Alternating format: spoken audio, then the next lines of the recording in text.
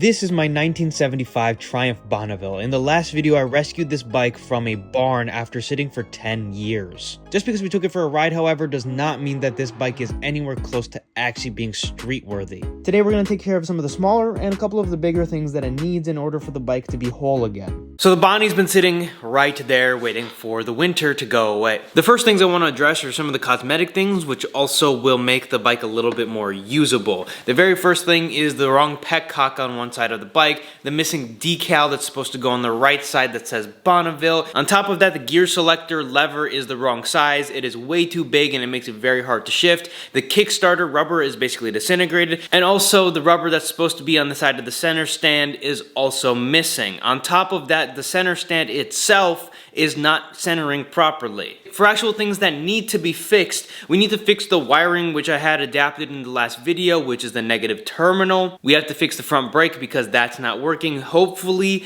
it's just missing some fluid. I can clean it up and it should be all good to go and we won't have to order any parts for that. We need to change the tires as well as check the chain, check the sprocket, properly tension the chain, check the valves, check the spark plugs, and make sure everything is okay, as well as changing the oil because it's 10 years old. So for this video, we've got our work ahead of us, and hopefully we can take care of this bike and get it to where it needs to be. This bike was extremely filthy. I gave the bike a quick wash and immediately started getting to work. The first thing I did was change the fuel petcocks. Very easy, simple, and straightforward. I didn't put the tank back on the bike, nor did I tighten them down, and we'll get to that later in this video. The next step was to get the center stand off of the bike. I played around with it a little bit in the garage and ultimately decided that I needed to bring it inside the shop. In the shop, I put it on the table and immediately started disassembling the front caliper. The goal is to get the caliper off the bike and completely rebuild the thing from the inside, and then wash out all of the lines.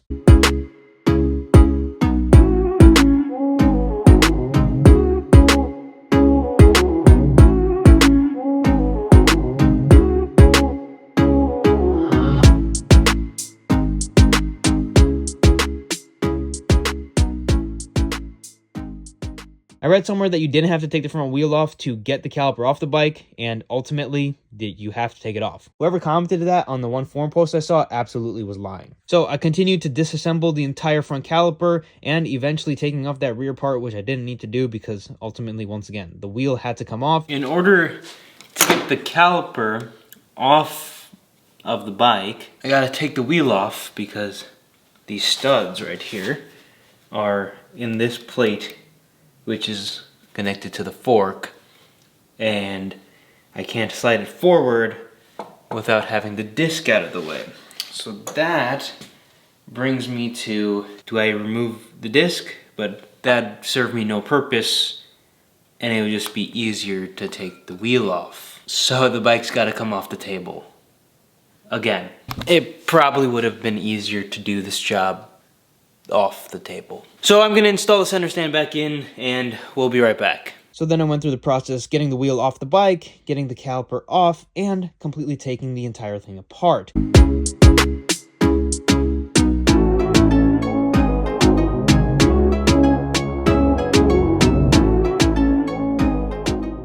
can see how filthy it was. There was absolutely no way that I was just bleeding and getting away with it, and well, I happily cleaned them and reassembled them.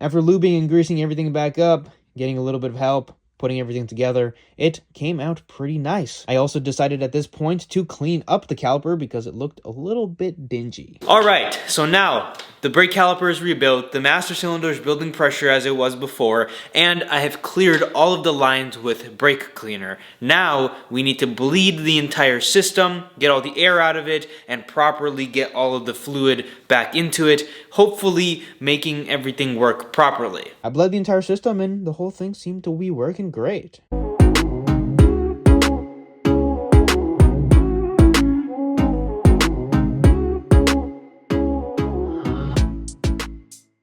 Another quick maintenance thing was I wanted to check if the spark plugs were the correct plugs, and I wanted to re-gap them, and that's exactly what I did, popped them back in. But then disaster struck.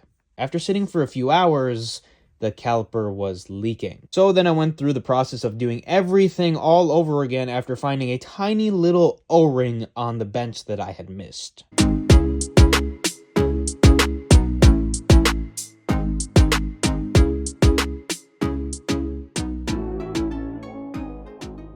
So I did clean up, but there was a lot of leakage right here and right here, which is the O-ring that I missed. That is supposed to go right into here and seal that up. I had to redo all of this because of this one piece. Would have been better to be a little bit more thorough, but lesson learned. I did see a lot of leakage here, but we can see I did not clean it from here, and there's no leaks coming from these seals at all, which means that this right here, this sealing here, was the primary issue. So now I can take this, and it should seal properly with that there, and I can now put everything back.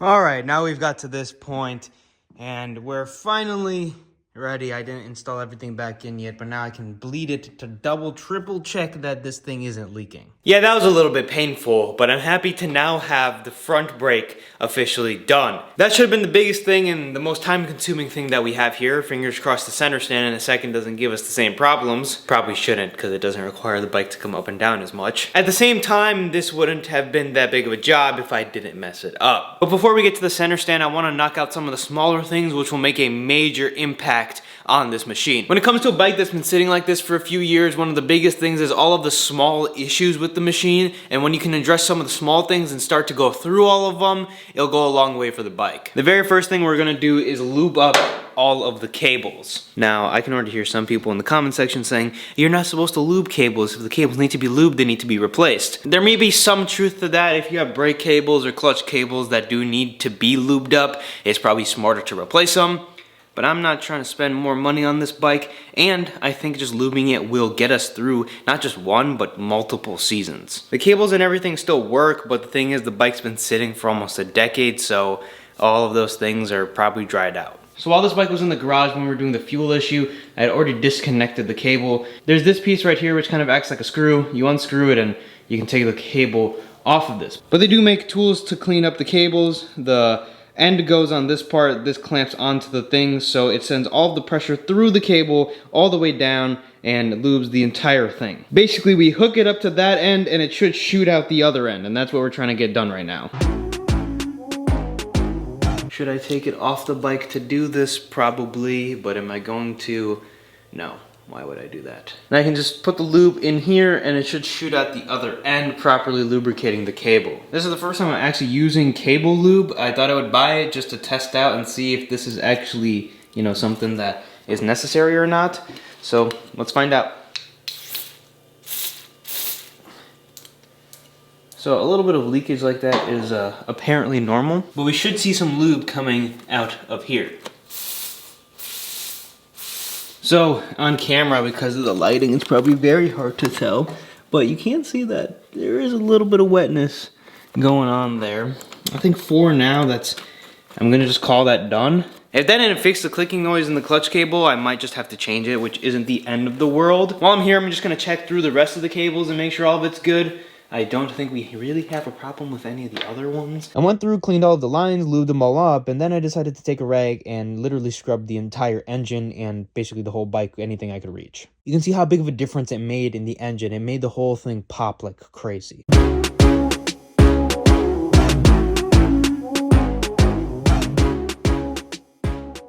Well, it always comes to this point in the restoration of how deep do you actually want to go, because ideally at this point, if I really wanted to get the entire motor, especially the underside, like actually really nice, I would take the motor off the frame. I would also be sandblasting it ideally, or some type of media blasting, dry ice blasting if that was in the budget, but I don't want to do that to this bike because of time, and I also don't want to do it because of the budget. When it comes to the grand scheme of things, as much as I love this bike, I like it how it is, an all original example with some grime on it, with some mileage on it, and it shows its use. You know, polishing the easy to get to parts and just spending an hour, half an hour with the bike transforms it from a really nice 5-10 footer to you can get up close to it and appreciate how nice the bike actually is. When I bought this bike initially, I saw that it had a layer of grime on it and I knew it would clean right up. I'm kind of happy where it is right now.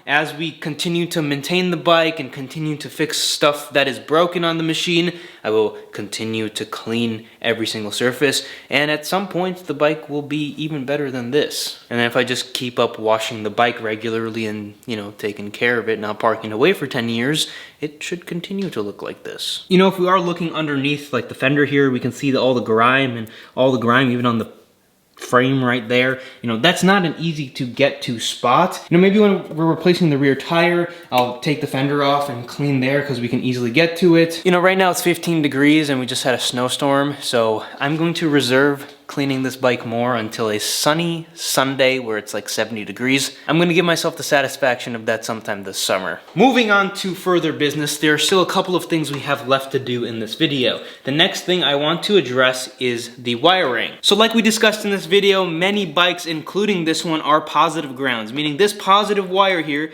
which goes to the positive side on the battery, actually grounds to the frame right here. The negative, on the other hand, well, it's kind of like the positive, I guess you could say, and it goes into the whole system of the bike. The guy I bought it from tried hooking this bike up, and he hooked up the negative to the frame, and he hooked the positive up to this. Luckily, there was a fuse on it, and the fuse blew. I do have the other end to this. It's sitting up in the other shop. There's a fuse that sits in here, and then there's the other part of the battery, which hooks to the positive side. But the negative side here, I was thinking about and contemplating replacing. But I do think no matter where the battery lays in the bike, whether it lays here or here, whatever four corners of the tray it lives in, this is enough wiring. What I'm going to do is I'm going to snip this a little bit, and I'm going to put a new end on this, which should hook up to the battery. Something else I've been trying to figure out on this machine is the seat situation. Number one, I am missing the little lock. Wherever it goes right here into the seat, and it bolts in right here. This is supposed to have some type of screw go into it, or like a fly nut perhaps. These bikes don't have keys that go in here. I might, in the bag of stuff I got with the bike, have that bolt. We're gonna have to double check. And another thing that I also wanna fix while I'm here is this seat. As you can see, it sags way too far down. It's supposed to be connected to this bolt right here, and it's supposed to tension it, and it's supposed to hold it right here instead of sagging all the way down. It puts a little bit of extra wear on the hinges, but this broke. So I'm just gonna be putting this end on the negative terminal that we've discussed before. Probably take a little bit more off just so I can fit all this. It already has the water protection and everything. I can simply just crimp this and we'll be all good. I'll have a negative terminal and the positive, of course. All the electricians watching this are probably cringing a little bit, but it's not my best work. Give me a break. I got it complete, and this should do for now. Then after all of that, I took the center stand off the bike and realized how dirty it was, and I decided to clean it, and then I came to this realization. So, I've got some bad news with the center stand, and we're also out of time with this bike. Not only does this video have to come out, but this bike has to come off of the table today. Remember at the beginning of the video when we didn't start on the table? Yeah, there's a reason why. It's because I have other bikes that are needing to be put on here to be worked on. This was kind of just an in-between bike since I had a little bit of time between parts and not really having too much time to work on the other stuff. So the problem with the center stand is I was lied to online. I cleaned the center stand up, and I was told that getting new hardware for the stand itself would fix any issue of the stand being unleveled. As you can see, I cleaned the stand, and the stand is actually level if the bike was sitting up properly. I was told online that, oh, you just get some new hardware, you'll be able to put the new hardware in, and it'll all be good. Because if we do come to the stand itself, you can see right here, there's wear. I kind of anticipated this to happen because something's going to wear. I thought maybe they engineered it in a way that the wear would go onto the bolts, but it seems like the wear, you can see right there, is actually on the stand and the frame. If I had a welding machine and I knew how to weld, I could just add a little bit of metal here and it should level itself out. But the problem is, I don't know how to weld yet. and I also don't have any welding tools to try to do it. And we're also out of time with this bike, which means that the center stand is not going to go on the bike in this video or for the next couple of weeks. I do have some people I think that can help me out with this, so it's not the end of the world. It's just going to take way more time than I thought it would. I was going to save this until last, but we have new stickers as well as we have new rubbers for the bike. Oil is on back order. Of course it is, so that won't be done either, which isn't the worst thing in the world. We can do an oil change at the beginning of the season. And then the last thing we would have to do would be tires. Tires didn't quite fit into the budget of the video, so there's still a handful of things we gotta do in the next one. Since there was no luck with the center stand, I decided to just keep going forward and replace all of the rubber grommets that I had got for the bike.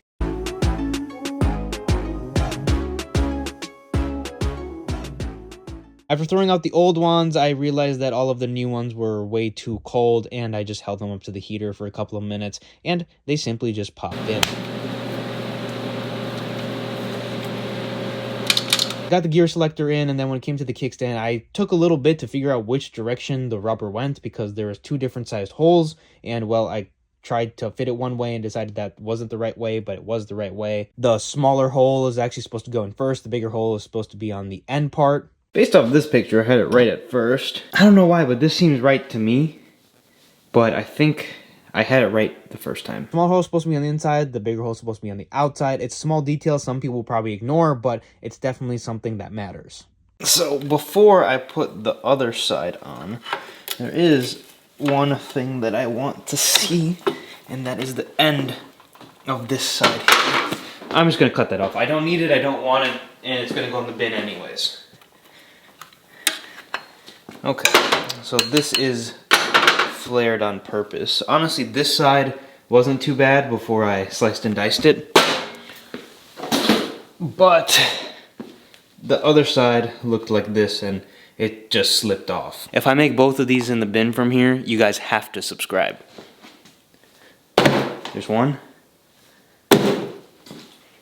Do it right now. Subscribe. At this point, I continued to go through the rest of them. I needed to put the footrest back in order to take the rubber off of it, and I had taken it off to detail the engine casing.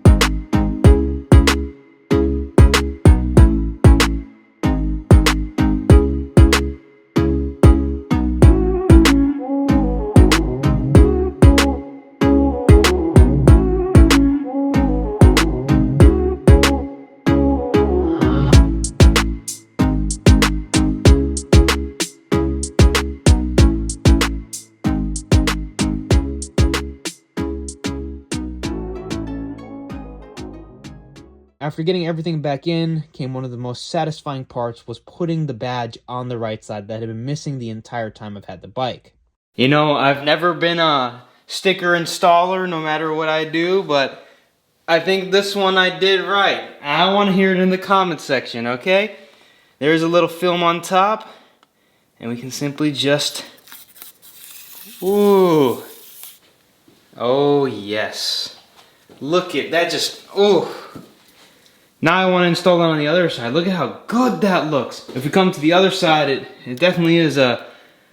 It's not too bad, I suppose. It's not too bad. Maybe we'll install it, maybe I won't. We haven't had the tank in here the whole time, and I'm pretty sure I lost the footage from when we took the tank off. So let's put the tank on, and I'll show you guys how it mounts up. And well, we can put the tank back on because we're done for this video. I got basically everything short of an oil change and the center stand back on. The center stand, unfortunately, I just couldn't, and the oil, well, I don't know where it is. A majority of my bikes share the same type of oil, or at least I'm going to put the same oil in it because they're within the range. This is one of the bikes that shares the same type of oil, so I'd rather pay less and do a bulk order. When working on an old bike, there's always going to be multiple parts working on it. And the reason is there's always going to be something broken that you didn't expect, something you want to replace since you're there. And right now this bike is in the position where I can go and park it and leave it for a couple of months until the springtime comes. And when springtime comes, I'll bring the bike back into the shop, swap the tires, change the couple of parts that need to be changed within an hour, and she'll be ready to run. So before I put the tank back on the bike, I'll just show you guys the taps, because I'm pretty sure, unfortunately, my footage got deleted of installing all of this. So, as you can see, there's two new taps. Nice and shiny on both sides. I did go ahead and give the tank a nice clean. And well, I mean, I think it looks awesome. Hard to tell in this lighting probably, but man, this thing just shined up. So when we're talking about these taps here, these are still a little loose perhaps. Yeah, I didn't tighten these down all the way. I wanted to clean these up. But how this Triumph works is there is a reserve and there is a main. This side is the main, this side is the reserve. So both of these are going to go down. As you can see, gasoline spilling there, and then this is the reserve. I'm surprised in the last video that no one corrected me on that. I had a lot of helpful comments. I had a lot of people reach out to me when I first bought the Triumph and even the RD. Plenty of people who knew a ton of information like chimed in, but no one chimed in on the fact that I was opening the reserve and the normal one at the same time.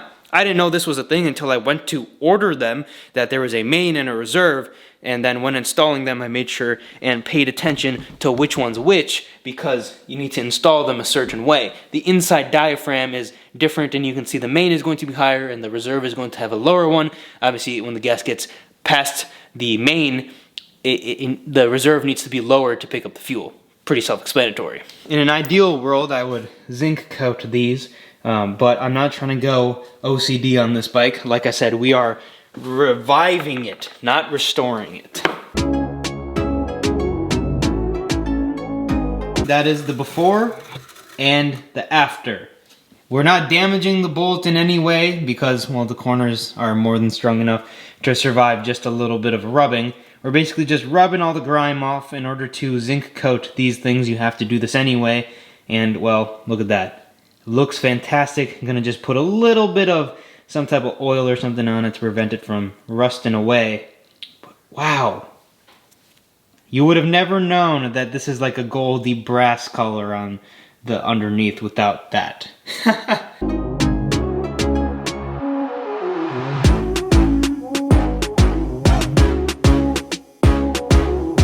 So it's actually easier to get all of this done off the bike, so I took care of that. Now we're just gonna tighten these fuel lines back onto the bike, and we're gonna fire her up and maybe take her for a little test ride up and down the good old drive. And then of course we've got the last piece of the puzzle, the tank badge that goes on top. Boom, ignition. So we're gonna try firing the bike up in just a second. One thing I wanna fix, probably should have fixed on the table, but the choke here is loose and I should be able to just tighten it at the bottom so it doesn't jiggle around anymore. Now I went to go fire the bike, kicked it over a few times, and unfortunately, the motorcycle didn't want to start. I think there was a couple of reasons why it didn't want to start. Perhaps the carbs were flooded, but also I didn't have a battery in it. In times past, I didn't have a battery, but perhaps just me changing the gaps and having them properly gapped, it just didn't make enough spark. I haven't done anything that this bike shouldn't do something.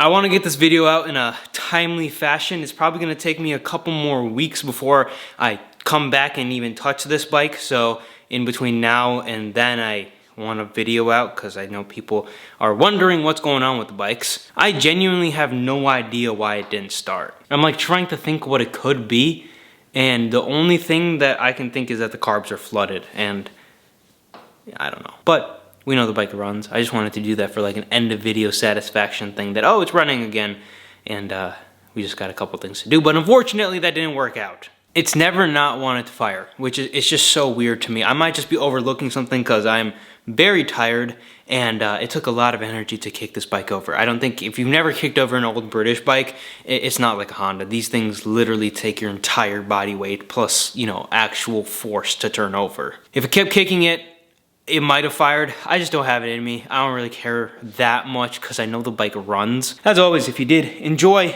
want to see more content, don't miss out, subscribe. Leave a like, comment down below what bike you want to see next, and what other things that I might be missing with this Bonneville here.